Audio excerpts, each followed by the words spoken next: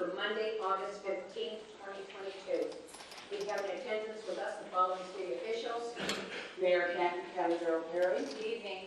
Safety Service Director Barb Sylvester. Present. Law Director Justin Richard. Present. Assistant Law Director Edmund Mack. Present. Civil Engineer Greg McHugh. Here. Community Development Director Samantha Walters. Present. Economic Development Director David Maley. Present. Income Tax Budget Director Lori Kotlikis-Boron. Present. Parks and Rec Board Member Ted Schurtiger. Here. Street Superintendent Tom Bergasser. Here. Code Enforcement Officer Jimmy Johnson. Present. Is there anyone from the administration that I missed? That's it, Madam President. Thank you. And welcome to all that are here, and a special welcome to our visitors from the Massillon Art Council. On number 5 under the agenda is where the public can speak on any topic that does appear on tonight's agenda. And then again, under number 17 is where the public can speak on any item that did not appear on tonight's agenda. Please, with such full house, please make sure your phones are muted or turned off to keep the excessive noise down to the minimum. And roll call. Creamer. Present. Gregg. Here. Harvick Smith. Here. Kern King. Here. Lewis. Present. Lombardi. Here. Sloops. Here. Sneed. Here. And Garrett. Present. Roll call of 9 present. Thanks, Madam Clerk. Before we begin, I'd like to call on Councilman Gregg. Thank you, Madam President. Just wanted to, for the record, mention that Friday is the kickoff of the season for our Massillon Tigers. Got a formidable opponent in Cincinnati Moeller. We're looking forward to a great season. We're going to wish them good luck and they play well and stay healthy. And go Tigers, beat Moeller, beat McKinley. Thank you. Also, I saw a video today of the OD downtown being lifted in the air. Mayor, is it in place now? It is. I have that for my update. It's coming soon. Perfect. Thank you. All right, Councilman Lombardi. Please stand and join me in the Lord's Prayer and pledge of allegiance.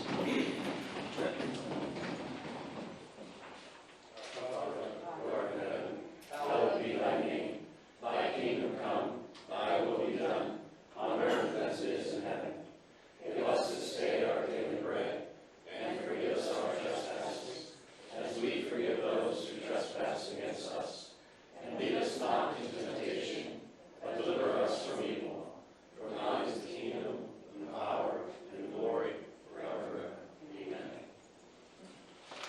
Pledge allegiance to the flag of the United States of America, and to the republic for which it stands, one nation, under God, indivisible, with liberty and justice for all. Thank you, Councilman Lombardi. Madam Clerk, the minutes of the previous meeting transcribed and open to public viewing. No, they are not. I'm still working on it. Okay. We're at number 5 on the agenda for anybody from the public can speak on any topic that does appear on tonight's agenda. If you wish to do so, please come forward, state your name, address, and topic you wish to discuss. And when you're finished, please sign the paper on the counter. Thank you and good evening. My name is Gary Miller. I live at 1225 Spring Hill Avenue Northeast in Massillon, and I appreciate the time this evening to make a few comments about what I'm going to call the restroom issue, which exists and is contained in Ordinance 109-2022 and is going to be considered later. Over the past few years, I think there have been many, and actually I believe most residents, as well as the visitors to Massillon, have been pleased with the many improvements that there have been here. And I think there have been many. I think the mayor, the administration, city council have made to our community many of those improvements. They're visible from the paving program to Duncan Plaza, and I think they're much appreciated by the residents of Massillon. My father always told me that if something is worth doing, it's worth doing right rather than fast. And he also said if it's worth doing right rather than half fast. And I think certainly I've always subscribed to that advice, and I think tonight this issue of the restrooms contained in ordinance 109-2022 would apply to that advice that he gave. My understanding is that any restrooms that are built by the city administration have to be ADA compliant. And that's the law, as I understand it, and that should be the law. But that really isn't the issue that at least I have with regard to this ordinance that's going to be talked about later. The key issue for me is accessibility to the buildings and particularly the restrooms by anyone and everyone, whether they're citizens, visitors, guests. I think it's the right thing to do. This is my primary concern, whether it's the Getz building or Reservoir Park or wherever it is with any entity that the city owns. Anyone who knew me and has followed me for my 30 years, at least so far on the Board of Education, knows that I'm always very interested in making sure that everybody sees both sides of every issue. And I think it's only then when you get good transparency. And I hope tonight, and I know, that you will listen to both sides of the issue. My own personal experience with council is that you do that. And I'm sure if you do, you'll make the decision to maintain this funding for the restrooms, which is contained in that ordinance. I think my personal experience, as I said, with council is such that I'm sure you will, and not repeal ordinance. It's actually ordinance 139-2021, which is the ordinance which is being discussed for repeal tonight, and pertaining to the Community Development Block Grant Fund of $250,000, and I believe that's in an account called the Getz Building Reconstruction.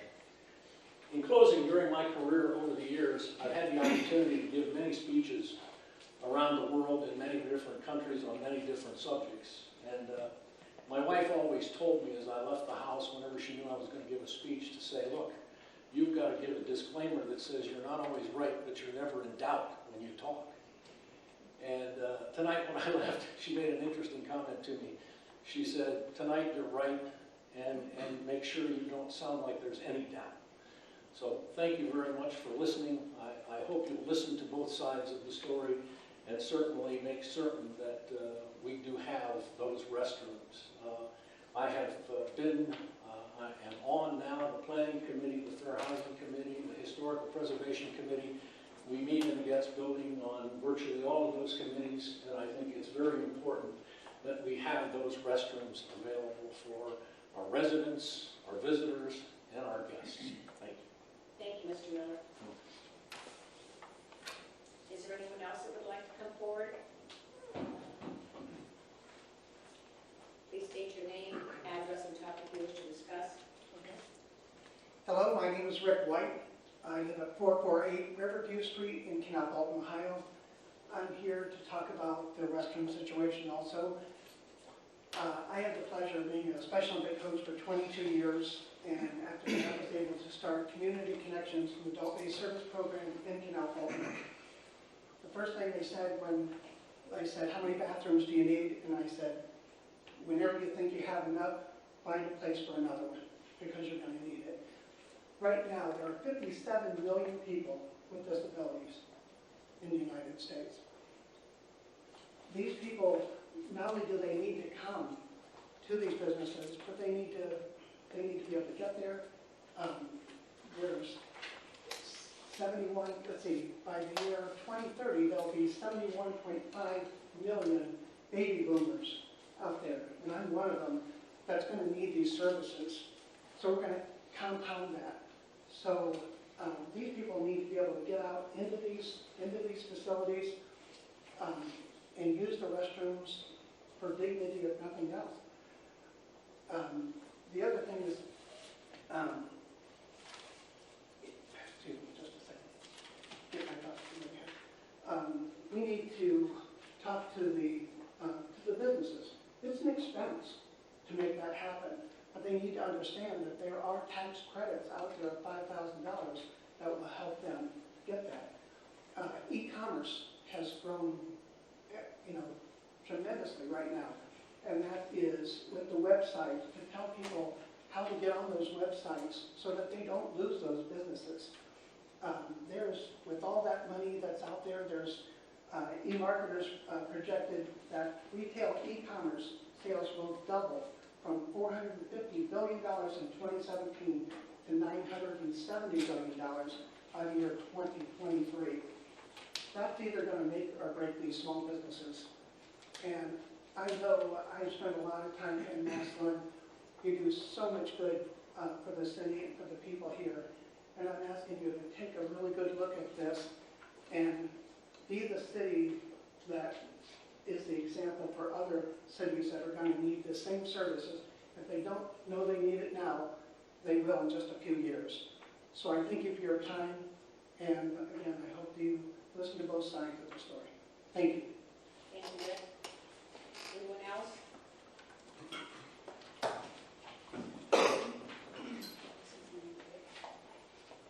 Good evening. My name is Gail Danzy, and I live at 2014 Tennyson Avenue Northeast in Massillon. And I'm here to speak to the restrooms. I'm going to be real short because I believe they have to be ADA compliant. And if that's a law, I don't think there's any consideration to give to break the law or keep the law. The other thing I want to say is I've been around Massillon. I was an executive director, so I've probably been involved with council for 30 plus years. And I could be wrong, but I don't ever remember you repealing anything that you voted on. So that's a concern of mine, that we trust the council to make good decisions and then to stand by the decisions that you have made. Restrooms, especially in this time of COVID, I'm just going to talk about something else other than the ADA, which I really think is enough. But no one wants to go to the porta potties in this time? Nobody. We need to have access for everybody that's downtown Massillon. There's a lot of things going on downtown Massillon now, which is great. The Duncan Plaza, to me, that's considered a park as any other park in the city of Massillon. So there should be restrooms available for all of the people that attend there. And again, not a porta potty, but an ADA compliant restroom. So once again, I'm going to ask that you stick with the decision that you made, that you not repeal what you already decided to do. Now, from the nonprofit side of the world, we don't have $40,000 to pay back just because somebody decided that they wanted to change their mind. So I want you to consider that also. That's $40,000 that could be used, which has already been allocated for the purpose, but we certainly don't have any money to give back. Thank you. Gail, anyone else?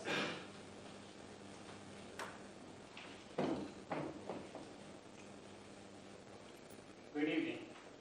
I'm Ted Chartiger. I live at 337 Sandy Avenue, Northeast, Massillon, Ohio.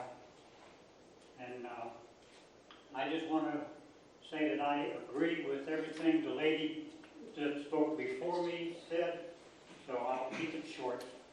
I think we should install and maintain the restrooms as we should. Thank you, Ted. Thank you.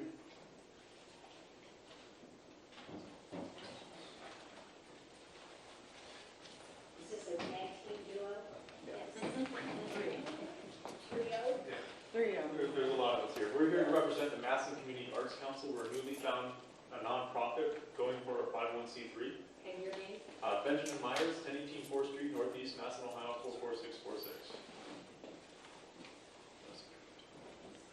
My name is Israel Robinson. I'm located at 2611 List Street, Northwest Massillon, Ohio, 44646. My name is Skylar Pazina.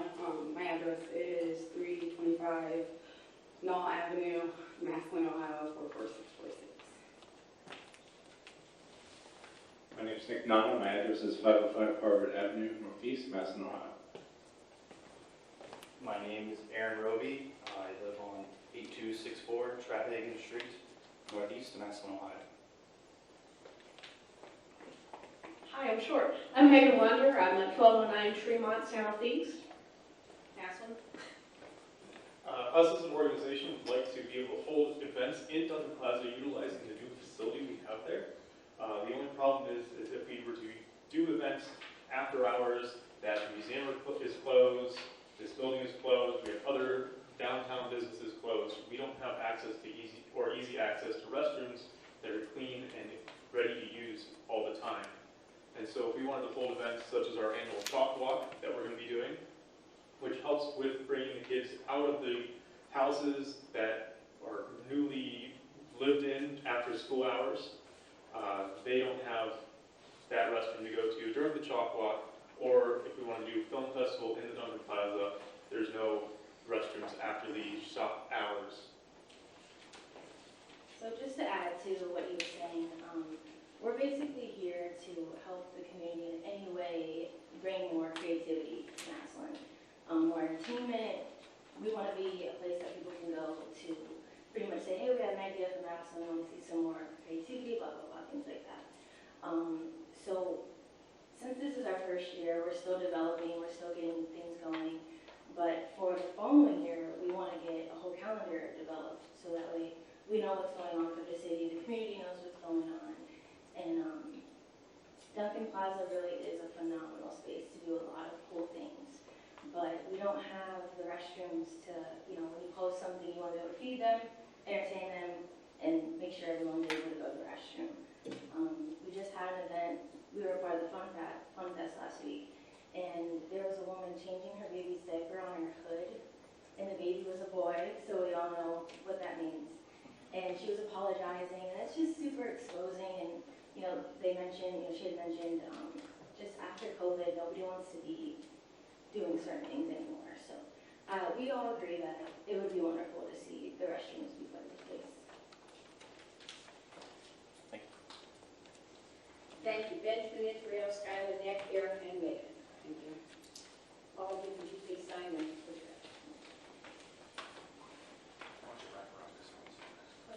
Is there anyone else who would like to speak?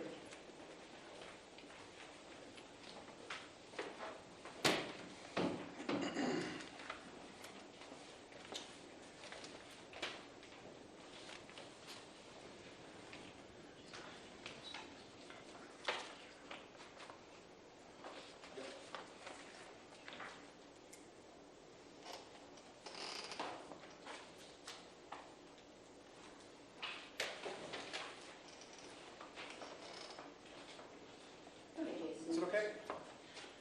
Good evening. First off, thank you to all of you for the time that you give for council. Mayor, you and your staff, thank you for what you do. It was a privilege to run around on your election campaign a couple of times, even though my feet are a little worn out. However, let's just say I have a slightly different view on these restrooms. Done a little bit of homework. My relationship with Judge Elam allows me maybe a little bit on the inner orbit of some things. What I have here is a small presentation that I put together.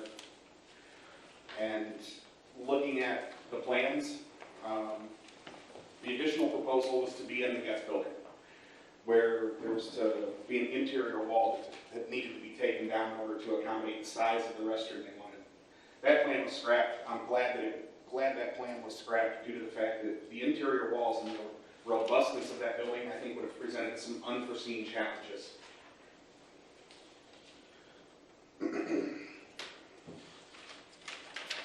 The new proposal is the garage. They are going to now occupy, the new plan is going to occupy over 2.5 stalls. The bathroom facilities have now doubled in size. I'm still trying to wrap my head around how and why they doubled in size. Furthermore, that leaves about a 6-foot wide, 24 deep storage corridor for the court services building to use. Just guessing there, but I'm guessing that the fire department would have a serious problem with trying to utilize that for storage. I come from business and manufacturing. I guarantee OSHA would not go for that. It is an absolute safety hazard.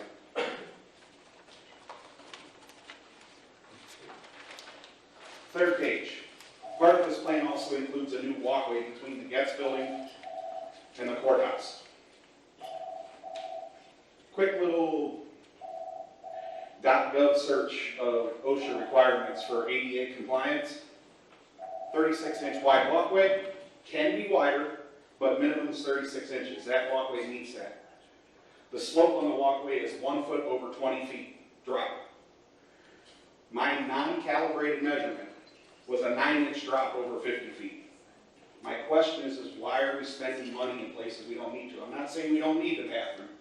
I'm just saying this council's been given stewardship of the resources of this community. And I don't care if it's community block grant money or if it's directly our tax dollars. I think that this council and this body has the responsibility to make sure that there is a plan. Right now, I'm sorry, Madam Mayor, you have an idea, you don't have a plan. And I'm not trying to, I voted for you. I think you're a great lady. Secondly, what type of facilities are we going to put in here? Fixturing. Correct me if I'm wrong. I think we have one public restroom in the entire city that is open. The rest of them have been vandalized. So I pose the question, are the fixtures in the facilities going to be institutional grade, or are we going to have porcelain toilets that any knucklehead can go in there and kick off the wall?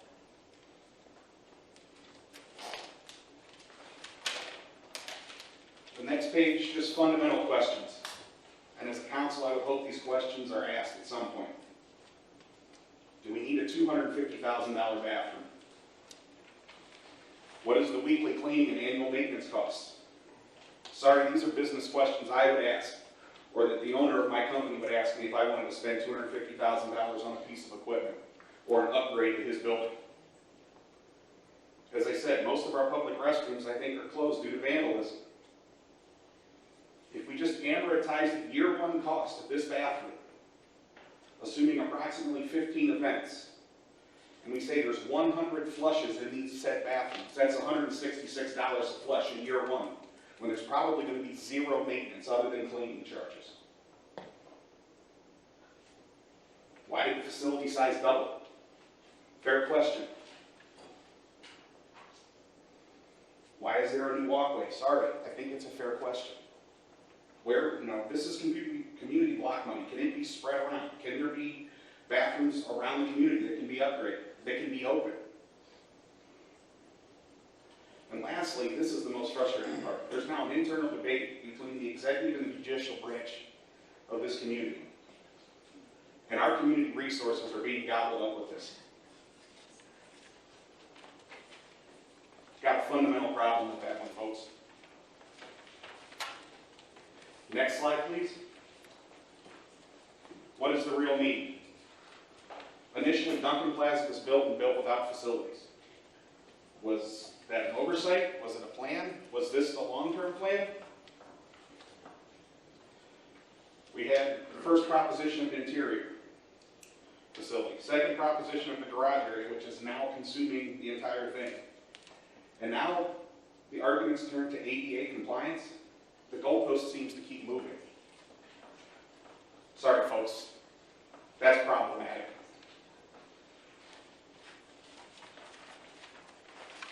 And I'm not here just to gripe. I've been in business long enough to know if you just go into a meeting, you turn it into a bitch session, nothing will ever get accomplished. But a potential viable option, and I know people maybe don't like the concept of porta-johns, but I'd invite all of you to look at the website on the last page and look at these roll-away facilities. It gives you an extreme amount of flexibility. It gives you an ADA compliant unit. Lower initial investment, so maybe some of this $250,000 can be reapplied for or reallocated. And it eliminates a 24-foot wide, 6-foot, or 24-foot deep, 6-foot wide death trap. The cost is $90,000, and they can be configured however you want. And these things are not your standard injection molded porta-johns. These are incredible facilities. They can be moved around the community where they're needed, or if they're needed somewhere else. All I'm asking for is that maybe both sides of this argument get together in a room and hash this thing out and try and come up with a reasonable conclusion. Because spending more money just to have an internal fight seems absolutely ludicrous to me. Ladies and gentlemen, thank you. I appreciate your time. I'm not the negative Nancy here, but Jason, go. Hi, Hi, I'm Ann Pulaski. My address is 2235 Colonial Parkway, Northeast, Massillon, Ohio. I've been an educator at Massillon City Schools for 20 plus years, and I want to thank the council for the work you've done at transforming downtown. It has been remarkable to see the genesis of this giant facility. And I'm here tonight, obviously, with the restrooms, because we have the opportunity to have everything as it should be, instead of doing half measures and having a roll-away portable facility to change diapers, and we should finish and have the facility that we deserve. We are the city of champions, and we need nice facilities for all the events that we want to host. We're birthing in this brand new amphitheater, and we should have, for the school kids that come, for the concerts, for all the things that happen through the year, the big Massillon Tiger kickoff rally. Let's have the best facility that we can here. You have the opportunity. I think you should stay with your original plan, and thank you for your time.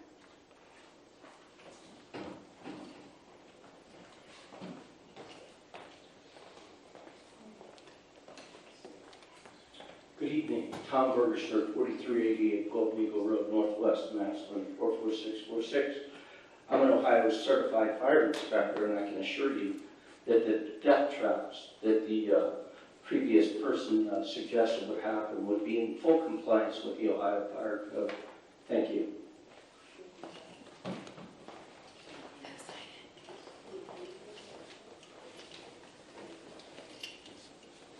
Samantha Walters, many of you know me, but I am also a resident of the city, 1958 Tennessee Avenue.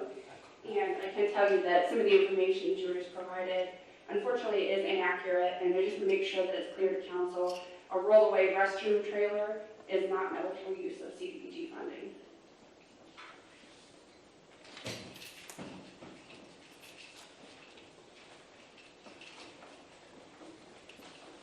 James Johnson, 2357 Amberwood Circle, Northeast, Massillon, Ohio. And as your code enforcement officer and working with Frank Sella in your building department, I can assure you that no plans for these restrooms will get through that does not meet the code, and there will be no death trap in it. I guarantee that to you, that they will be stamped and approved by plans designers and by the architect, or they won't go in. It's that easy. We shut them down every day, and we have no problem shutting this down if it doesn't meet the course of the drawings. Is there more room? You need another sheet? And we're using bath. Tom, did you sign? No, I will. I'm Okay, sorry. thank you. Anyone else?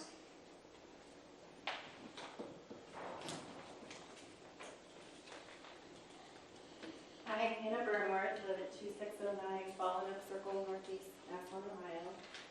And I am a mother of a son with special needs, and he has a very kind of unique need for privacy, for dignity for my son and myself as he ages, and as I see other family members aging, and we have quite a few family members with different needs, whether it be a wheelchair, cognitive disability. There needs to be that thought and consideration, and if the funding is there, you've approved it, I'd like to see it keep moving forward. Thank you. Thank you. Anyone else?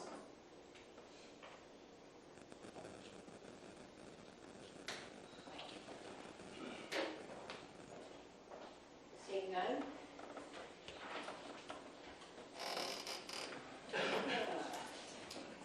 New and miscellaneous business. Mayor, is this what you'd like to speak? I can. Okay, sure.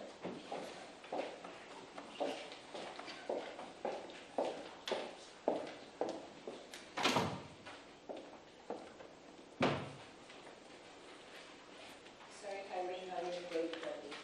Oh, no, no. Good evening, Madam President, members of council. So we have a few things to update, and the first one I'll just share. The road superintendent reached out to me today and said he would like to open up the garage for later hours. So Wednesdays from 3 to 7 and Saturdays 9 to noon. And there's different dates on here, so I'll just pass this out and make sure, Steve, you get one as well. To have the garage open for leaves and debris and things once people clean up their gardens. So Mr. Bergasser, thank you for that. And he asked me to market it, so this is my first marketing attempt. The next thing is that someone asked about the Prince concert. We're trying to renegotiate a time. We did have rain that day, which was very, we did really well. I mean, if you notice, we didn't have to cancel many concerts, but the Prince one we did. And I don't know that we're going to be able to find a time that works for them. They have teachers in the band that are going back to work, and so, but we'll bring it back next year for sure if we can't get them this year. The street program is under contract, and they're going to be starting next week with the catch basins. So that is exciting. St. Andrews, which is Cypress Avenue, they're going to be getting that sometime, I believe, in November. So that's exciting as well. Hills and Dales is a pipe replacement, and that all of those projects were awarded. That one will begin in the spring, and we will have to shut down some or part of that road, or all of it, depending on how they want to work that. But that pipe does need to be replaced, and that will be in the spring. Madam President was at Saks in the City. We had a small turnout, which was about 45 people that attended the dinner. It was just a wonderful night. We had a nice breeze. Sant'Angelo cooked the food right on site, and it was absolutely delicious there. There was chicken and steak, and then we had Sexy Rock play as well as the band called The Groove, and it was an enjoyable evening. The bid is out on Castle West. It'll be going out in September for you, Mike, and that would probably get awarded then late fall, early winter, and then begin next year. What happened with Castle West is we didn't receive any bids on it, so we're putting it back out to bid. So just to update you on that. The Obi statue is in, and after the rally on Wednesday, we'll be going over to unveil it. So if you haven't seen it, if you have seen pictures, they won't do it justice until you go up and see it personally. So make sure you take some time after Wednesday to go over and visit it. And then, let's see. The last thing I wanted to share with all of you is that we're really excited about our Tigers this year, as Mr. Gregg had stated, and just want to say, go Tigers. Can I ask a question? You sure can. I might have the date wrong, but was the Wales project supposed to start today? It is starting, it is, yes. It will be this week. This week? Yes. And that is out all over social media as well. So the Wells project is starting this week. They are on track for their timeline. But thank you. Introduction of ordinances and resolutions. Ordinance number 116, 2022. An ordinance accepting the annexation of 0.530 acres located in the southwest quarter of Section 16, Perry Township, T-10N, R-9W, Stark County, Ohio, from Perry Township to the city of Massillon, Ohio. Councilwoman Kramer? First reading. Thank you. Ordinance number 116, 2022 has received first reading. Ordinance number 117, 2022. An ordinance authorizing the mayor of the city of Massillon, Ohio, to enter into an agreement with Chris Kettler to provide an economic development inducement grant to fund startup costs, including build-out, equipment, etc., for Crackpots Comedy Club located at 14 Lincoln Way West, Massillon, Ohio, and declaring an emergency. Councilman Hurricane? Thank you, Madam President. Last week at the work session, we had Mr. Kettler in attendance. He spoke about the project at Crackpots Comedy Club. We also heard from Dave Maley, the Economic Development Director. Are there any questions or comments from anyone on City Council? Seeing none, I make a motion to suspend the rule requiring 3 readings and bring ordinance number 117-2022 forward for a vote tonight. seconded by Councilman Harwood Smith. Roll call for suspension. Gregg, Yes. Howard Smith, Yes. Herb King, Yes. Lewis, Yes. Lombardi, Yes. Slutes, Yes. Snead, Yes. Barrett, Yes. and Creamer. Yes. 9 yes for suspension. And for passage. Howard Smith, Yes. Herb King, Yes. Lewis, Yes. Lombardi, Yes. Slutes, Yes. Snead, Yes. Barrett, Yes. Creamer, Yes. and Gregg. Yes. 9 yes for passage. Thank you, Madam Clerk. Ordinance number 117-2022 is passed. Ordinance number 118-2022. An ordinance amending the rules of Massillon City Council by amending Rule 28.1 and Rule 28.2 of Section 121.02, Rules of Council of the codified ordinances of the City of Massillon, Ohio. Councilman Gregg. Thank you, Madam President. First reading. Thank you. Ordinance number 118-2022 has received first reading. Ordinance number 119-2022. An ordinance making certain appropriations from the unappropriated balance of 1100 general fund for the year ending December 31st, 2022, for the purpose of estimated funding for economic inducement grants and declaring an emergency. Councilman Lewis. Yes, ordinances number 119, number 120, and number 121 are all working in lockstep with one another, so we can have open discussion in regards to all. What it is essentially doing is asking for a $60,000 appropriation that allows for the inducement grants, such as the one we just approved for the Comedy Club, to be able to be done. Mr. Mayor believes this should be able to get him through to the end of the year. So the first one is we have to put it into the transfer out, and then we got to transfer it back in, and then we got to appropriate it. It's a little bit of financing footwork, but it's what we have to do to get the money where it needs to be. So, do we have any questions or discussion related to this? Seeing none, I make a motion to suspend the rules requiring 3 readings, being ordinance number 119-2022 for a vote. Second by Councilman Lombardi. Roll call for suspension. Herb King, Yes. Lewis, Yes. Lombardi, Yes. Slutes, Yes. Snead, Yes. Barrett, Yes. Creamer, Yes. Gregg, Yes. and Harwood Smith. Yes. 9 yes for suspension. And for passage. Lewis, Yes. Lombardi, Yes. Slutes, Yes. Snead, Yes.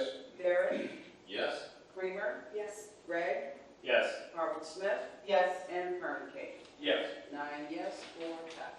Thank you, Madam Clerk. Ordinance number 119-2022 has passed. Ordinance number 120-2022. An ordinance making certain transfers in the 2022 appropriations from within the 1100 general fund for the year ending December 31st, 2022, and declaring an emergency. Councilman Lewis. This is the second part of what we discussed. Make a motion to suspend the rules requiring 3 readings, bringing ordinance number 120-2022 forward for a vote. Second by Councilman Gregg. Roll call for suspension. Lombardi, Yes. Slutes, Yes. Snead, Yes. Barrett, Yes. Creamer, Yes. Gregg, Yes. Harwood Smith, Yes. Herb King, Yes. and Lewis. Yes.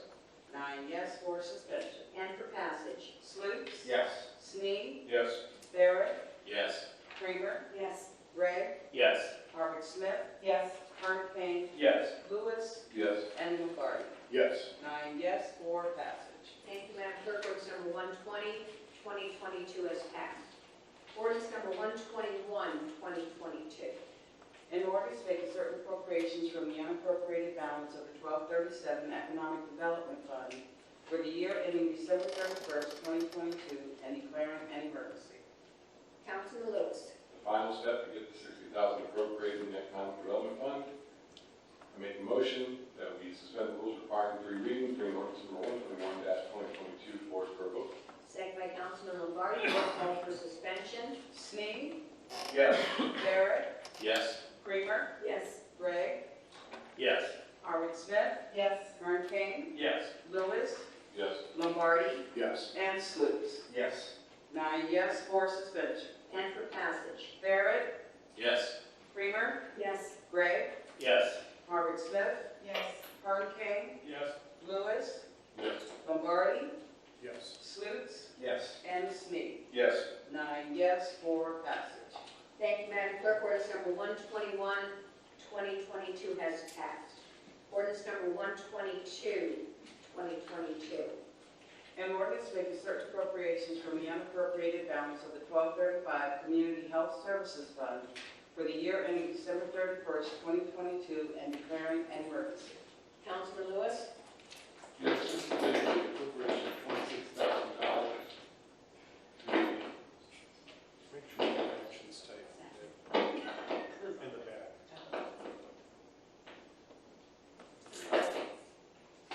So $26,000 to the community health services fund, part of the grant program that they have.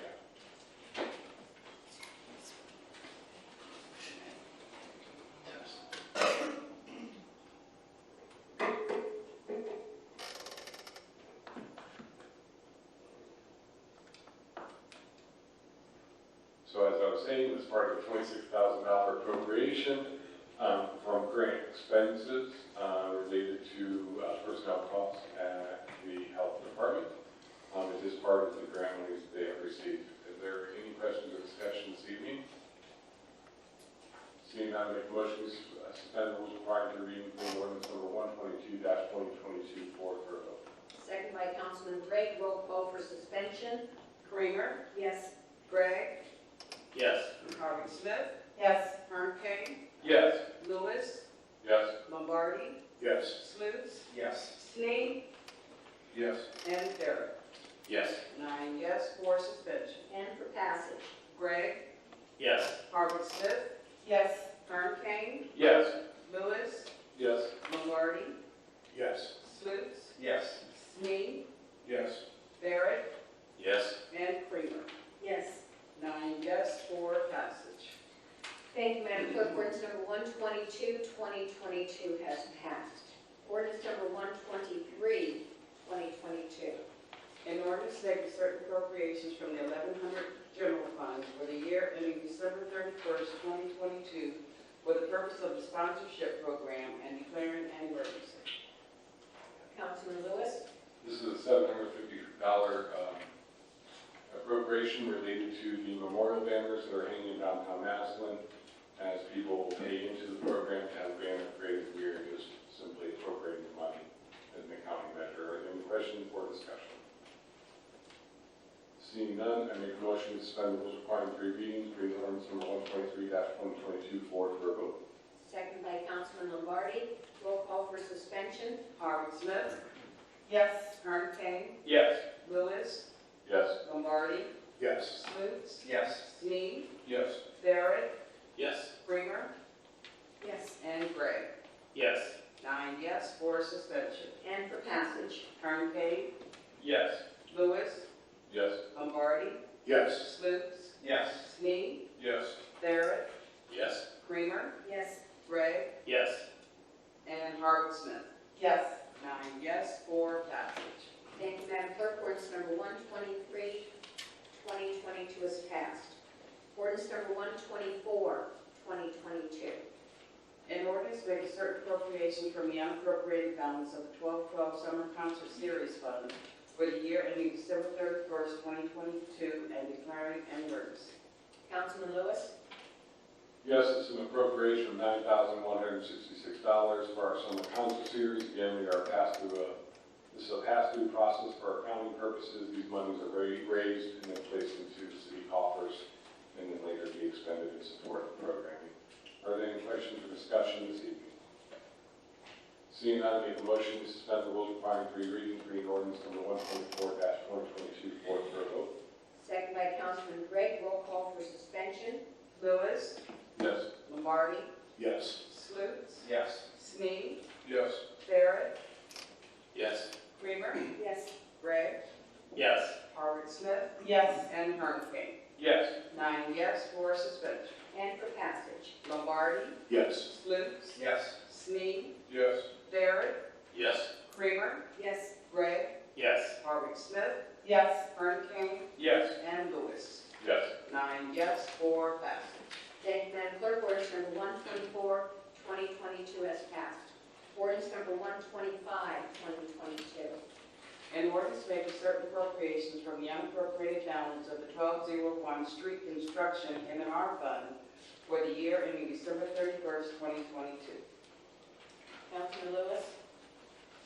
Yes, this is a $15,000 appropriation to cover the cost of a road study or streets traffic study from 17th Street West all the way to 32nd Street West.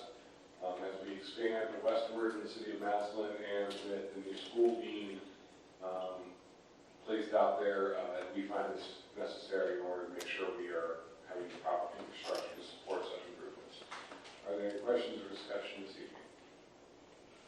Seeing none, I make a motion to suspend the rules requiring 3 readings, bring ordinance number 125-2022 forward for approval. Second by Councilman Lombardi. Roll call for suspension. Sluse. Yes. Sneed. Yes. Barrett.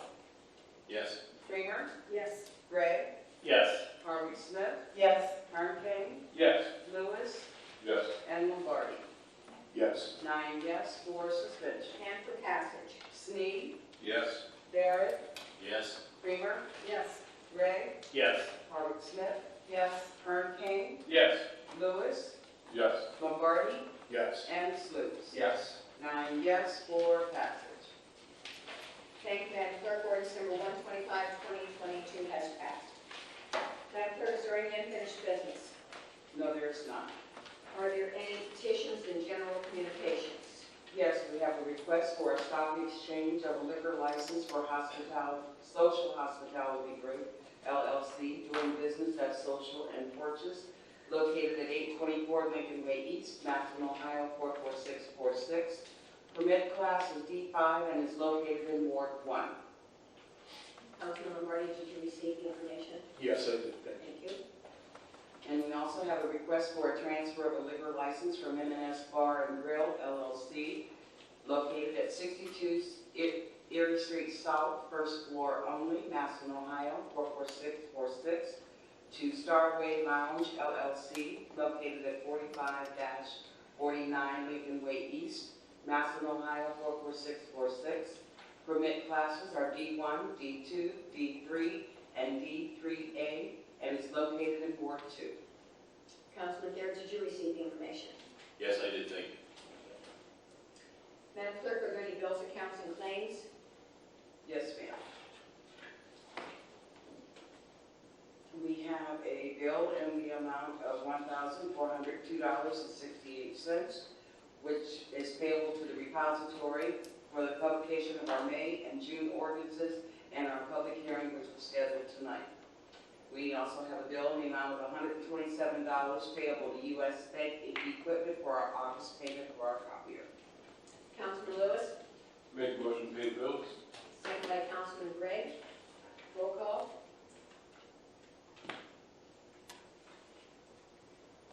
Barrett. Yes. Kramer. Yes. Gray. Yes. Harvey Smith. Yes. Kern King. Yes. Lewis. Yes. Lombardi. Yes. Sluse. Yes. And Sneed. Yes. 9 yes to pay bills. The clerk will pay the bills and charge them to their proper accounts. Are there any reports from city officials? Yes, we have the treasurer's report for July 2022 and the mayor's report for July 2022, which was emailed out to all council members. Thank you. Reports of city, reports of committees. Our next committee meeting is not next Monday, the 22nd, but it is August 29th. Councilman Kramer, would you like to remind people of what's going on next Monday if they wish to attend? I will be sending out a second email stating we've been asked to attend, get to know our neighbor, Aviant Corporation on Navarre Southwest, Navarre Road Southwest, at 6 p.m. on next Wednesday. So you can attend, Monday at 6 p.m. Sorry about that. At 6 p.m. next Monday, if you'd like to attend to meet and take a tour of the manufacturing company, please do so. Thank you. Thank you. Resolutions, request of council members. calendar. Ordinance number 99, 2022. An ordinance amending the zoning map of the city of Massillon, Ohio by rezoning certain property from B-3 General Business District to I-1 Light Industrial District. Councilwoman Kramer. Thank you, Madam President. We had a public hearing this evening at 6 p.m. regarding this rezoning request of parcel 100-11308 located at 3725 Dearly Avenue Southwest. The purpose of the rezoning is to allow for self-storage facilities. We did have the applicant, Nick Bremer, state, come to the microphone and give us an overview of his request along with Terry Byrne. Are there any questions from council? At this time, I just want to make a statement because there was two statements made at the work session last week. I believe the statements were we council did not have the right to determine what businesses come into the city. I would say that's a true statement, except for when there's a rezoning request in front of us, we do have the right to determine what comes into the city. As word for our council, if this is approved, this ordinance is approved, this would be the second storage unit on the southeast side. Each storage unit would be on the north and south side of Route 30. So I just wanted to clarify, since this is a rezoning, we do have that right. So seeing no questions, I make a motion to bring this forward for a vote. Seconded by Councilman Lewis. Roll call for suspension. Oh. Roll call. Kramer? Excuse me. Kramer? No.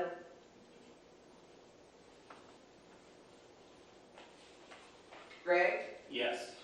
Howard Smith? No. Herm Kane? No. Lewis? No. Lombardi? No. Sloops? No. Sneed? Yes. And Thayer. No. 7 no, 2 yes. Ordinance number 99 has been defeated. Thank you, Madam Clerk. Ordinance number 99, 2022 has been defeated. Third reading ordinance and resolutions. There are none. Second reading ordinances and resolutions. Ordinance number 109, 2022. An ordinance to repeal ordinance number 139-2021 in part as it pertains to the appropriation of the Community Development Block Grant Fund of $250,000 to an account entitled Getz Building Reconstruction, account number 1203-845.5.2510. Councilman Lewis. Yes, this ordinance was brought forth by members of council. They did put it on to the agenda without going to committee first, so it does take a slightly different course than a typical piece of legislation. So tonight, the first vote that we will have is to vote to see if this council will even allow it to continue forward. But we can get on. I can explain that a little more after everybody has a chance to make any debate that they may have tonight. I do want to say that this ordinance that is being brought up for repeal was passed last year by the council that was in place at that time. It is using CDBG dollars, but these are CDBG dollars related to COVID, so they do have an even more strict window of opportunity to be utilized and what is permissible and not permissible. I will also point out that these funds have to be fully expended and the project be completed by August of 2023. So a repeal of these funds would mean the city would have to find new use of these funds or lose these monies altogether. And having less than 12 months to do so would be quite a tight timeline, considering that we would have to identify a new project. We would have to notify all authorities involved of this project, make sure we get proper approval, run it back to this council, and go through the whole process, and still allow time for bids to be made and build out to occur. So that does not seem like something that would be very likely to be able to happen in that time. Secondly, there has been $40,000 already spent on this project related to the beginning steps. If we were to repeal this ordinance, that $40,000 does not go away. That is money that the general fund would then have to make up for, and the citizens of Massillon would not have anything to speak for that $40,000. In relation to potential litigation that may be occurring, that is a concern of the courts and of the administration.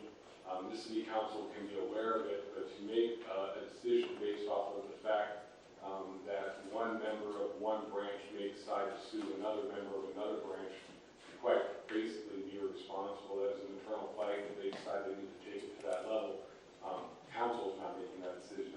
Those branches, and they're the ones that are answerable for those decisions that they have made. So I would open it up for anyone else to discuss or debate. If there is none, then I will go over the procedure for the next vote. Anyone? Councilman Barrett? Thank you, Madam President. There's been a lot of talk here tonight, and I appreciate it all the citizens that spoke and members of council that have spoken. I have heard, unfortunately, from my constituency and talk to other folks around town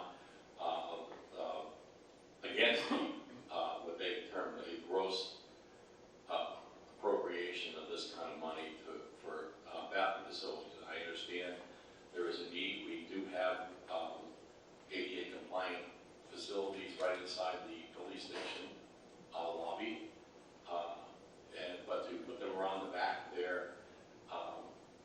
is not, I don't believe, is a good idea at all. Besides the expense and the all of a sudden it went from 2 to 10,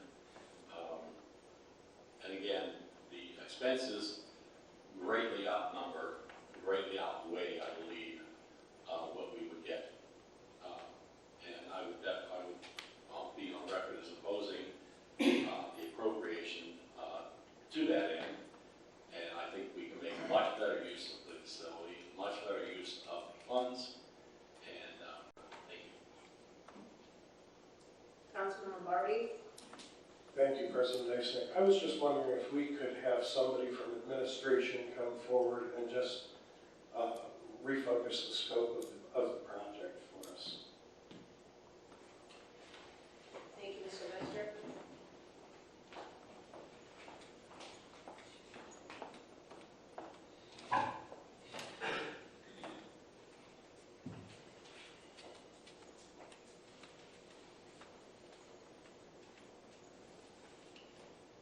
Good evening, members of council.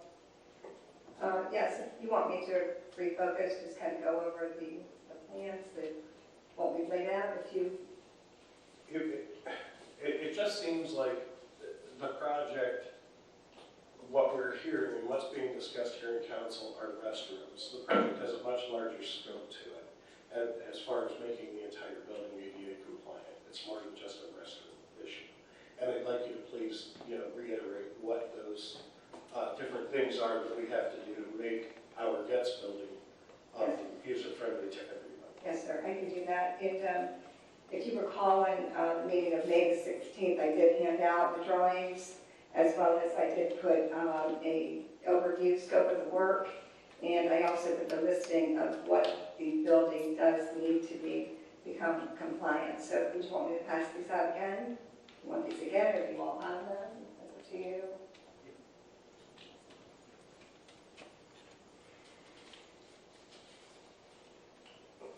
So again, the scope of the work and the layout for the building itself, again, it's because of so many of us wanting to do the best that we can for the well-being of everybody in our city.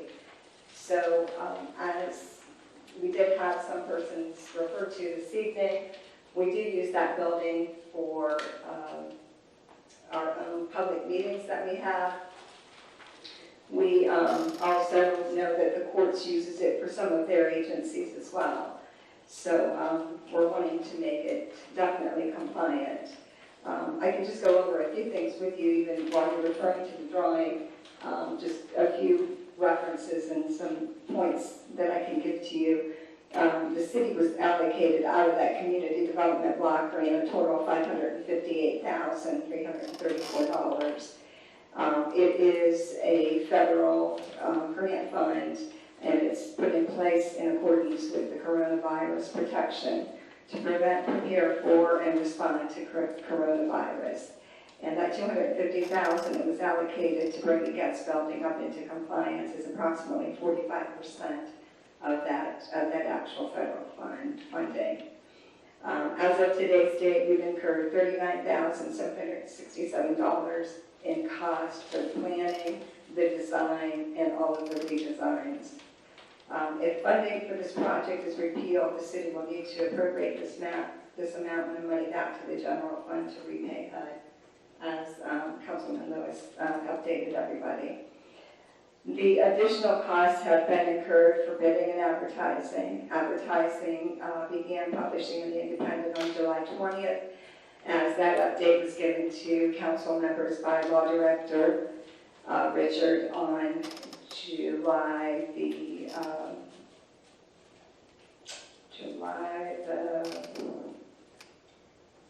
13th, I believe. Yeah, July the 13th.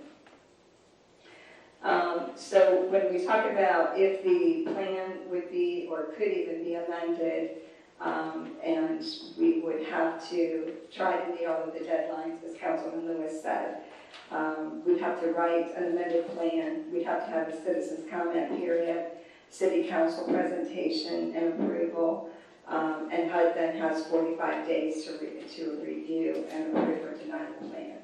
Because as everyone here in council knows, that HUD has already approved this plan.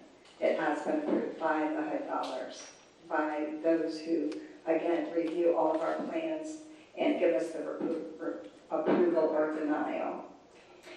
The Getz building will still need to be brought into compliance with the ADA standards, even with the new plan that was to move the restrooms into the garage, which was a suggestion by Judge Elam on January the 13th of this year, and that's how we went with the new plan, to come up with new ideas and to be able to enhance it, to make it even better for all of our citizens.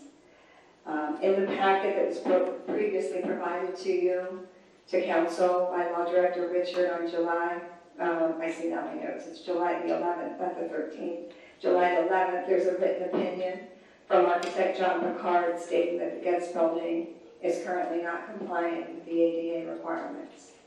I feel it is our responsibility to correct this problem. The administration has followed appropriate steps. We've updated council throughout the process.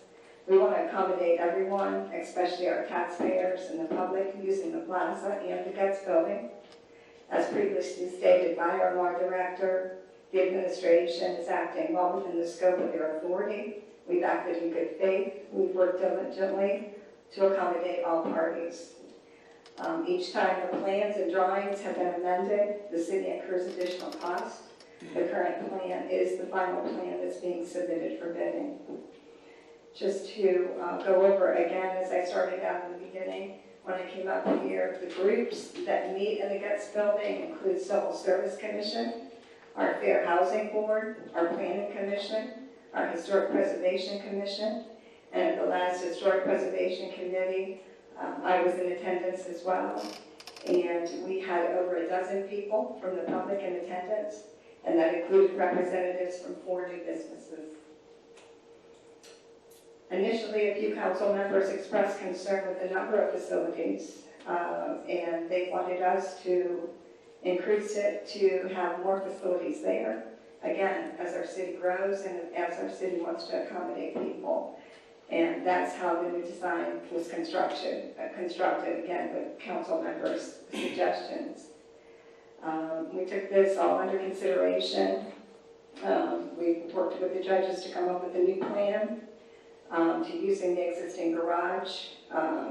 The existing garage allows us to construct the restrooms as well as bring the building into compliance, which is going to need to be completed regardless of the location of the restrooms.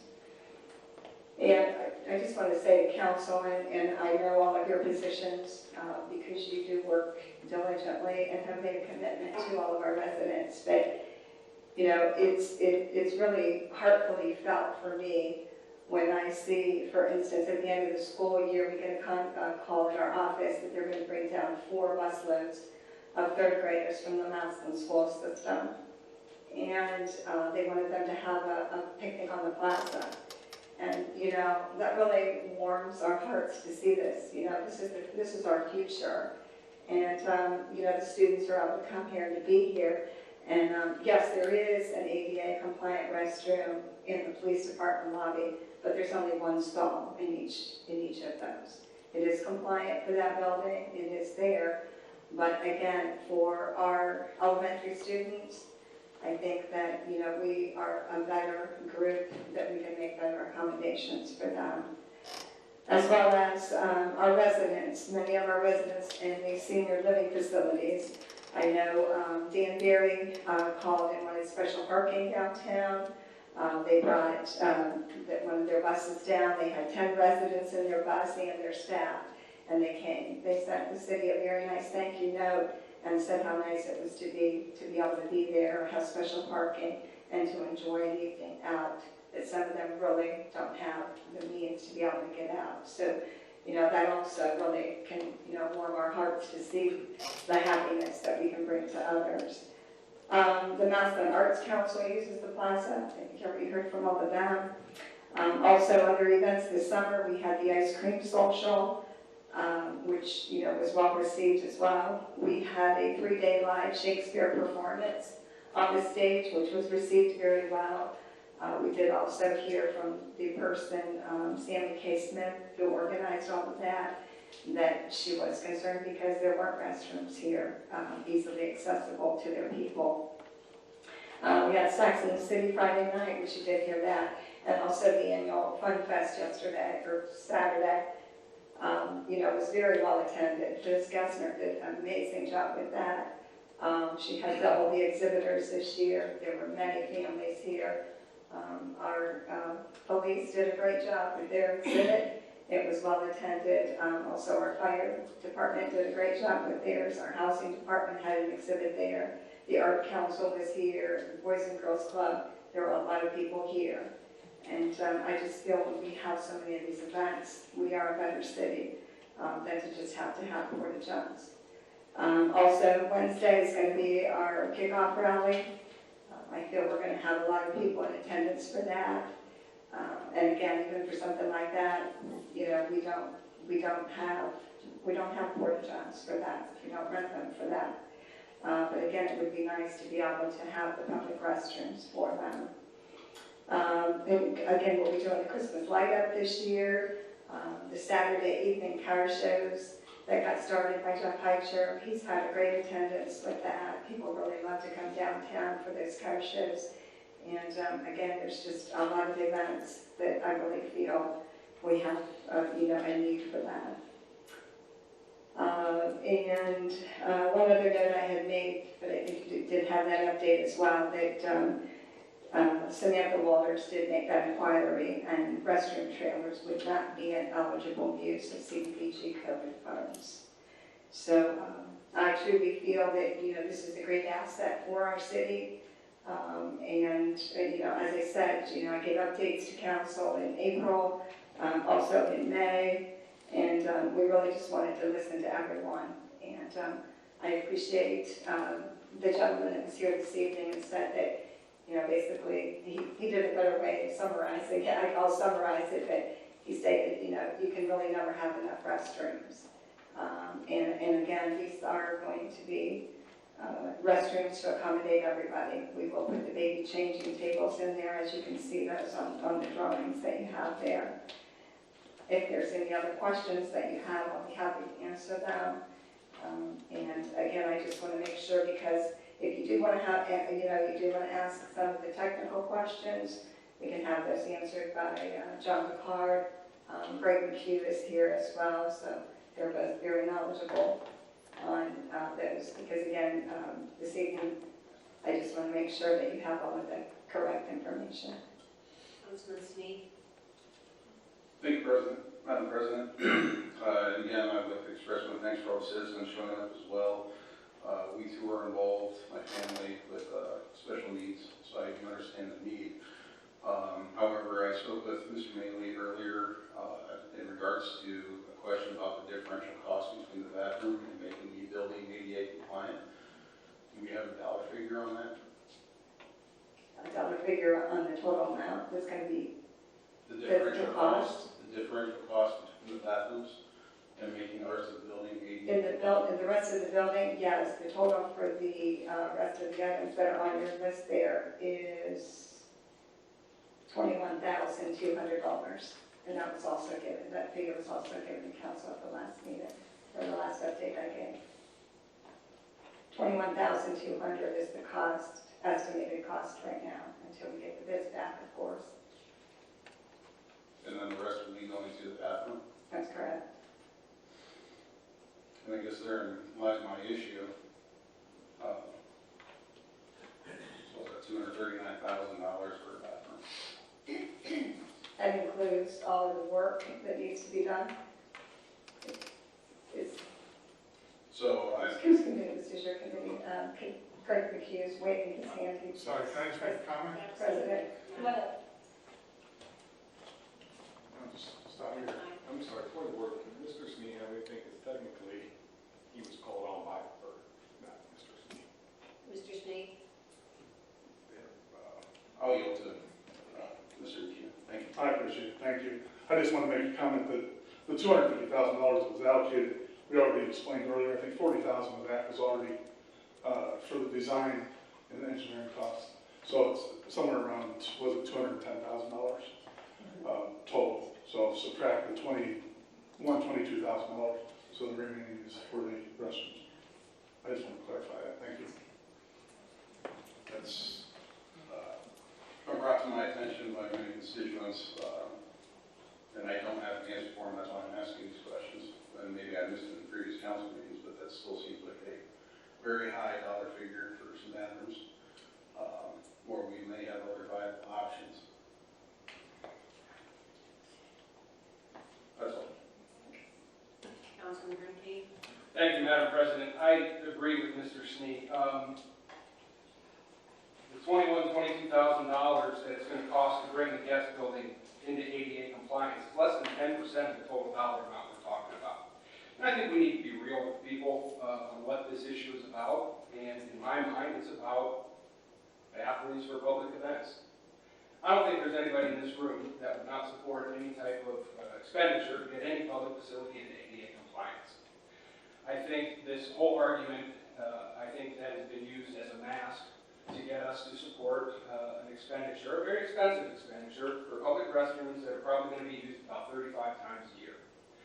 I support the repeal, as it is written here, because I believe that addressing the ADA compliance is important, and we should do that. I think we do have some facilities that are updated in ADA compliance for public events, and I don't see any problem with, and also feel it's more cost effective to look at portable bathroom options on those couple dozen times a year that we have people downtown.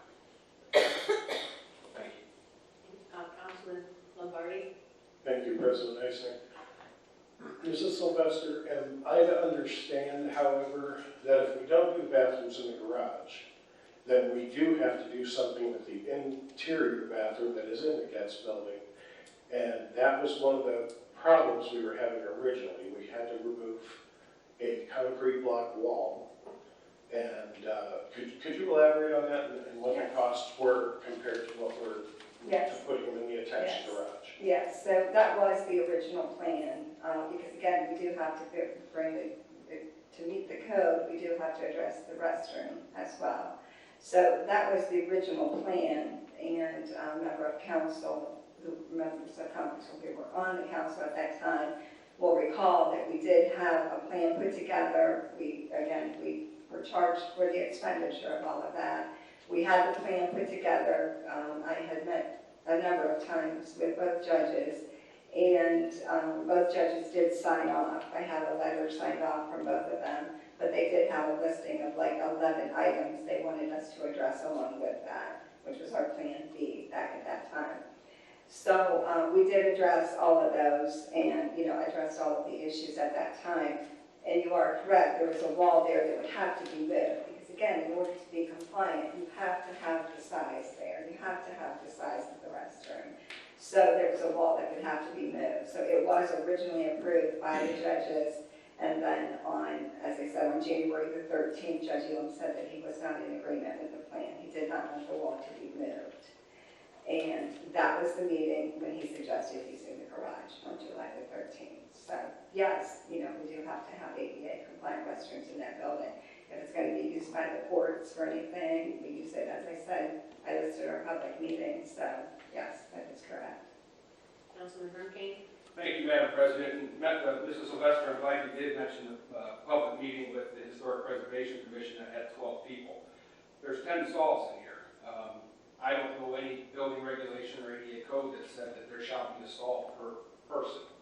Or I don't know if it's on square foot or what. I think 10 stalls in the restroom is excessive if we're talking about addressing the needs of a couple thousand square foot gas building. I think it goes to the point that this is for a larger project, not addressing the ADA compliance, which I think we can do. Thank you. Councilman Lewis? I'd just like to make that correction. Point of order.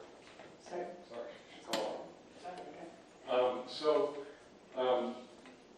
I just want to put in perspective some of this cost. We're throwing around $189,000 for some bathrooms. I sat on this council for well over a decade now, right? Almost 11 years. And I have watched this council and other councils, first off, 2 months ago, not even blink an eye when the judge did his own renovations to the guest building. That involved painting some walls, putting on some lights and whatnot for $50,000. Didn't even blink an eye at that. Nobody thought a problem. The Parks Board comes to us and says, we want to put a new pavilion up in a park. $100,000 at least. Nobody blinks an eye at that. Those bathrooms that we keep referencing down at the police station, those were $50,000 to $80,000 themselves. Nobody blinks an eye at that. We talk about an opportunity to present citizens of Massillon 10 stalls for their public events that allow those with disabilities to have nice facilities, and those without disabilities to have nice facilities, easy to operate whenever there's an event, and it will open up to further growth and usage in the city for $189,000. And also we have a problem. But 6 posts in the roof and a concrete slab for $100,000 in the local park, yeah, let's go ahead, there's no problem with that. I think there's a little bit of misjudging, a little bit of a game being played here, especially when, like I said, just a couple months ago, some paint, some lights cost $50,000, nobody cared. That's my problem. Now, I am very passionate about this. I've dedicated my life to working with people with disabilities, and I have seen exactly how difficult it can be for people to get around.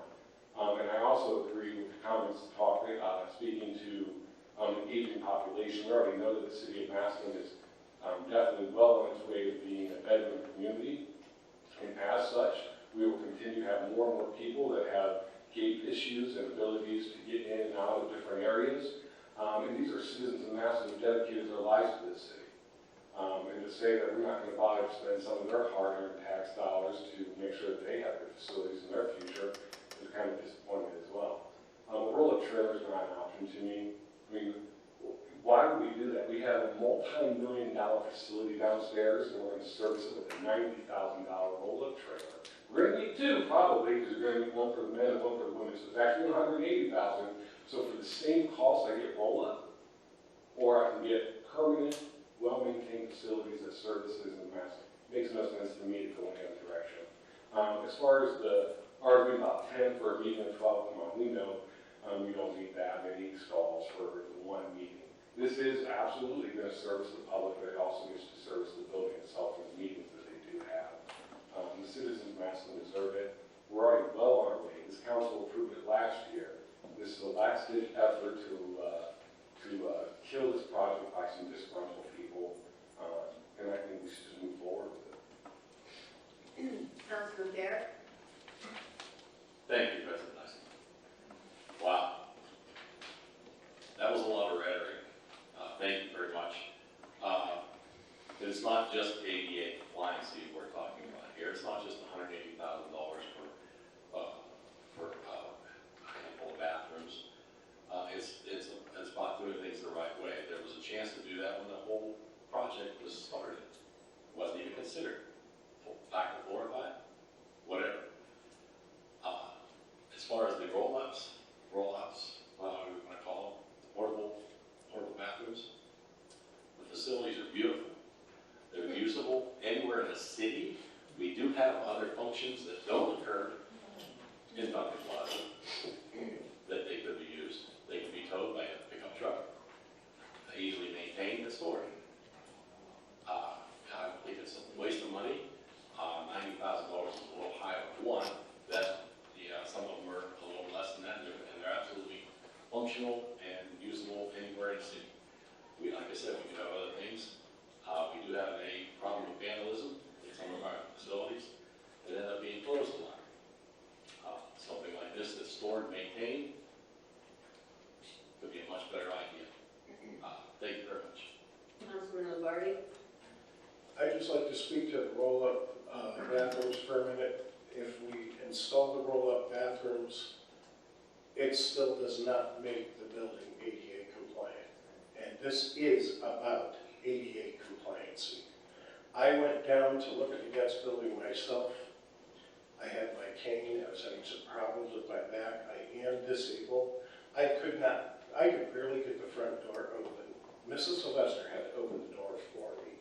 When we were coming out, trying to be chivalrous, I tried to push it open to let her through. She had to actually push it to get it open.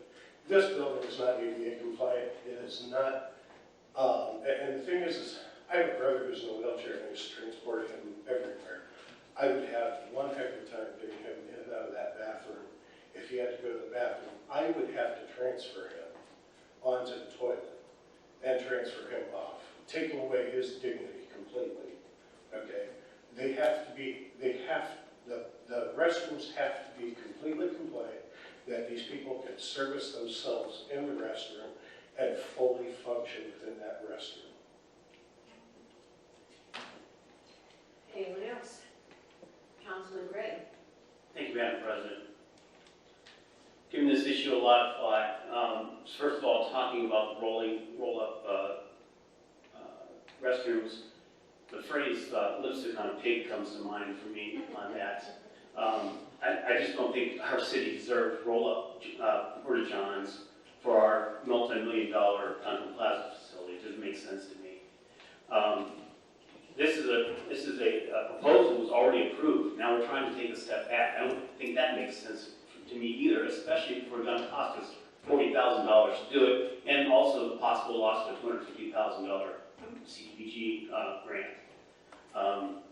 Should the restrooms have been included in the original Duncan Plaza design? Probably, but they weren't. And so here we are. And having an issue with that causing you to decide to cost the citizens of Massillon $40,000 and the possible loss of the grant doesn't make any sense to me. I think we need to move forward. We need to keep the citizens of Massillon in the forefront of this, and we've got a first-class facility in Duncan Plaza. We should have a first-class bathroom facility for it. John, it just almost makes me laugh. So I understand wanting to save money, but we've already appropriated this money, $189,000, whatever the figure is for some bathrooms. Sounds a lot, but we're talking several stalls that allow for growth for the future, allow multiple uses, not only for the plaza, but for the building, and other events that take place in this area. I also, back to the roll-ups, I can't think of any event we've held elsewhere in the city that we would need to roll these to. So that multiple use of the portable johns doesn't make any sense to me either. So I am not for repealing this appropriation that we already decided on. I think we need to move forward. and provide our citizens with the facilities they deserve. Thank you. Councilman Snead? Maybe this is a repetitive question. Do we have a plan for maintenance on this yet?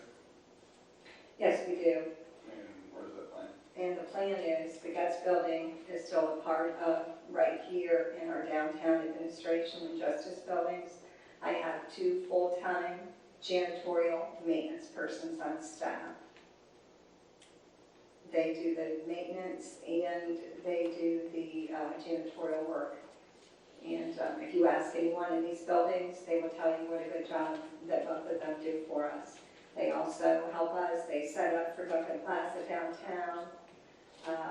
They work hand in hand together. You've noticed our floors downstairs. They strip the floors. They wax the floors. And we have them on hand for any maintenance needs that we do have. Can I get clarification on their hours of operation? Their hours of operation, they're full-time. They come in at 6 a.m. and work until 1. The bathrooms, sorry. Oh, there's the staff members. The hours of operation of the restrooms. Yeah. Well, it'll be the same time whenever there's activities going on. If there's meetings in there, they'll be open during those hours. We'll do them according to the needs of activities going on. For instance, the schools are bringing students down. We'll know the exact hours of when they need to be open and when they need to be closed.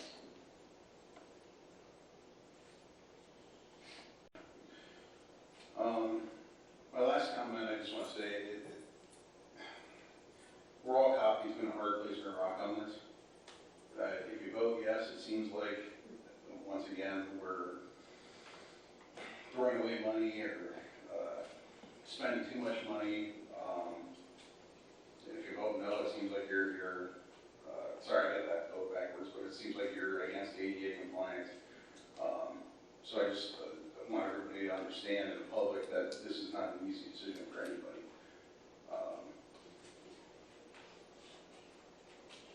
That's sorry. Nothing. That's all I have for now. Thank you. Anyone else? If I could just make a few comments, I'd like to. I know it was brought up about at the time when Duncan Plaza was constructed, but I would just like to say, again, as far as the administration, you know, we mirror the same as our council members do. You know, your respect for taxpayers' dollars, especially for our general fund. Our general fund is for the operations of our city, and I know that all of you have done a great job with that and what we're doing right now for our operations, all the improvements that we're making on a day-to-day basis, as well as to be able to have a healthy carryover. I know that has been all of your desires, our mayor's desire, and we've worked hard at that. So when it comes to projects that we're doing, this administration has made a strong commitment and works diligently to get funding from all sources that we can. And that was the case with Duncan Plaza, $750,000 from the capital fund, the foundations, the David foundations, the Altman foundations, all of those who were supporters. And the goal with that, as the administration, and I know all of you at council, is again to take the least amount that we have to from our taxpayers' general fund. Our taxpayers deserve that to be for the operations of our city. We do want the capital improvements, but capital improvements that are the assets for the city, if we can do those with grants and funding from organizations that they donate to the city because they care about this city, they care about the residents. And again, we as an administration, just like you as a council, we work with what we have, and that's what we worked with at the time that we did the plaza. That is what we worked with at that time, always to have a mind to looking to the future, to looking for the restrooms. And when the CDBG grant dollars came, and they were, it was an eligible project, to be able to do that with CDBG funds is truly a benefit to all of our taxpayers who want to see the greatest benefit from all of their taxes that they pay. So to look at this and say, we're going to use it for something else. If you're going to purchase those rollways, that's going to have to come out of the general fund. That's gonna take away from our general operations, or you're gonna take it, or you're gonna have to take it from the carryover. And again, that affects this strong, healthy carryover that we're trying to show our citizens how much respect that we give to them. And again, as Councilman Lombardi stated, that those rollerways will still not make that building ADA compliant. It still will not meet that. So I just wanted to, make those two comments. The third comment is the comment about the 10 stalls. If you look at your drawing, it's there's 5 stalls in the women's and 2 stalls in the men's, and that we were able to put in additional sinks, which at this time, again, COVID has made us all realize how much healthier we all want to be, and that comes with hand washing, sanitizing, and so forth. And that's what we want to teach our young people too. And also the baby changing stations. There was a young lady who spoke about that this evening. And again, that's important. This is something that's going to be a true asset to our residents, especially help the accommodations for those with disabilities. It's going to help our elderly, and definitely going to help our young families. Thank you, Ms. Sylvester. Anyone else from council? Councilman Lewis. Okay, so the first vote that we have tonight, the vote that we have before us right now, since this was brought up as a non-committee ordinance, the first vote we will make is whether or not we will allow it to continue to be on the agenda for the city council. So if any member of this council wants it to continue and to be able to possibly repeal ordinance number 139, we would vote yes. If you were to want this ordinance to no longer be able to be considered by this council, and therefore removing the repeal request, you would vote no this evening. If this wins tonight, then it will get second reading. If it loses tonight, then it will be taken off the agenda and will not be considered further. Does anyone have questions about the procedure of this vote? Councilman Gray. So you're saying if we vote to not have it on the agenda, not to take it to the next vote, then it dies. Correct. And the plan will move forward. Correct. That's what I wanted to clarify. Thank you. Councilman Hurricane. Thank you, Madam President. Can I just clarify? I think we're voting, I'm going to restate what you said, Mr. Lewis. We're voting on whether or not to give it second reading. Is that correct? Correct. All right, thank you. Any other questions? Councilman Lewis. I make a motion to vote to see if council would permit ordinance number 109-2022 to receive second reading and therefore stay on the agenda for council's further consideration. Second by Councilman Gray. Roll call. Kramer. No. Gregg? No. Howard Smith? No. Hurricane? Yes. Lewis? No. Lombardi? No. Sluse? Yes. Sneed? Yes. And Perry? Yes.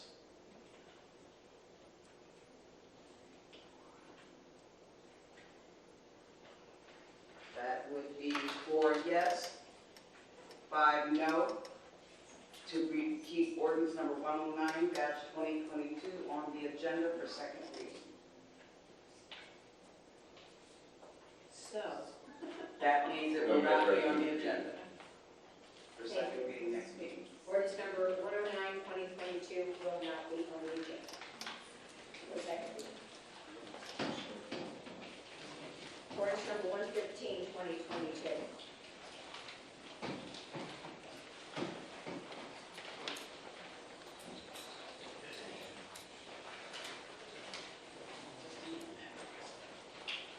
An ordinance making certain transfers in 2022 appropriations from within the 1100 general funds for the year ending December 31st, 2022, and declaring an emergency. Councilman Lewis. Yes, this ordinance is to make some transfers within the general fund for the law department to cover the cost of their domestic violence prosecutorial team.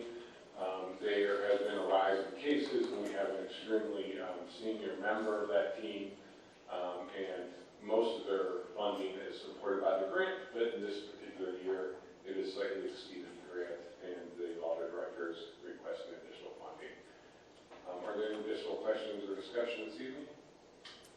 Seeing none, I make the motion to suspend the rules requiring 3 readings, bring ordinance number 115-2022 forward for a vote. Second by Councilman Gregg, roll call for suspension.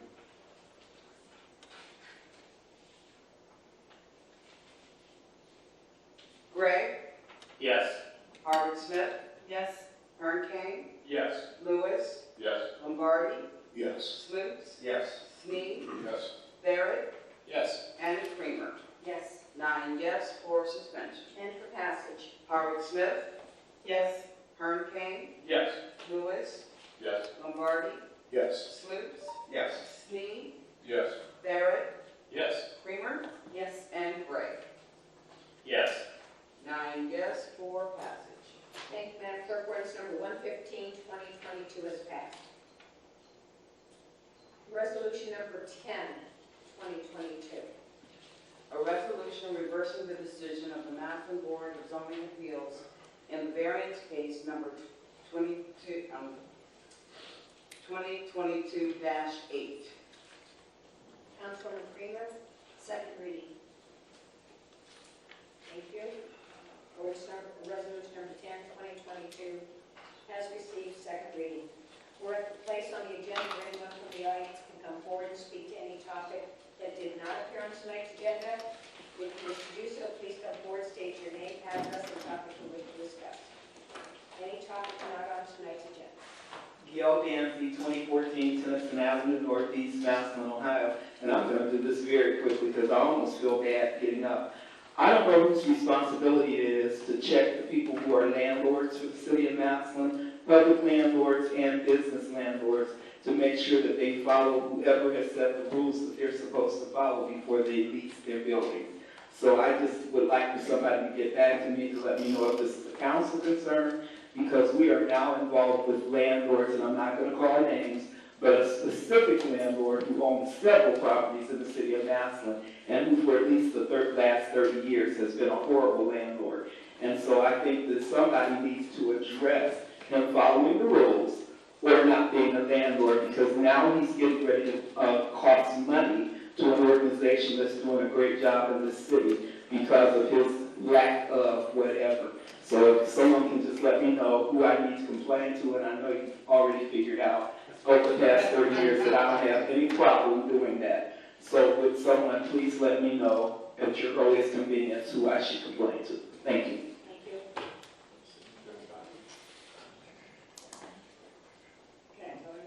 Okay, Jimmy Johnson.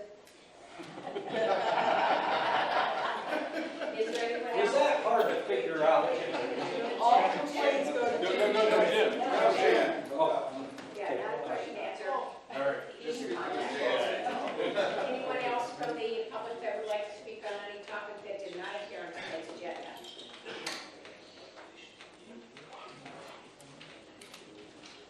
Seeing none? Councilman Lombardi, Thank you, President Mason. I make a motion, we adjourn. second by Councilman Crew, roll call. Ern King, Yes. Lewis, Yes. Lombardi, Yes. Sweet, Sloops, I'm sorry. Yes. I'm putting Sweet.